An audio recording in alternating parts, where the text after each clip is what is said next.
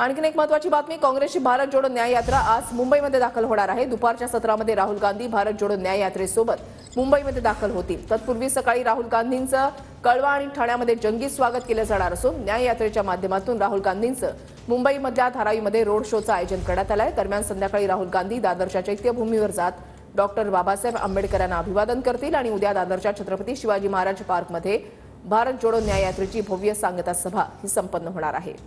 नंदकिशोर गावडे आमचे प्रतिनिधी आमच्या सोबत आहेत, अधिक माहिती जाणून घेणार आहोत। नंदकिशोर,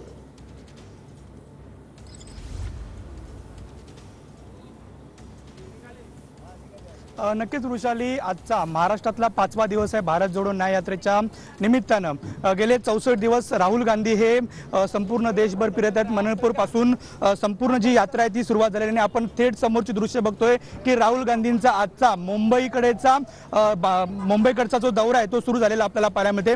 पहिल्या टप्प्यात ठाण्यात जाणार आहेत, मुंबईत जाणार आहेत। या दोन्ही ठिकाणी सुद्धा राहुल गांधी यांचं जंगी स्वागत जे आहे ते केलं जाणार आहे। याच दरम्यान जर पाहायला गेलं तर ठाण्यामध्ये राहुल गांधी पुन्हा एकदा कार्यकर्त्यांना किंवा ठाणेकरांना संबोधित करतील। समोरचे दृश्य आहेत की राहुल गांधी यांचा आजचा मुंबईचा जो दौरा आहे तो सुरू झालेला आहे। आज संध्याकाळी चैत्यभूमीला जाऊन हा संपूर्ण जो भारत जोडो न्याय यात्रा आहे त्याची सांगता होईल। त्या अगोदर धारावीत सुद्धा जाऊन राहुल गांधी हे मोठा रोड शो करणार असल्याचं आपल्याला पाहायला मिळते। खरं तर या संदर्भात बोलण्यासाठी विद्याताई चव्हाण आपल्यासोबत आहेत। खरं तर राष्ट्रवादी सुद्धा सामील झाले, काय आजच्या भावना तुमची भेट झाली?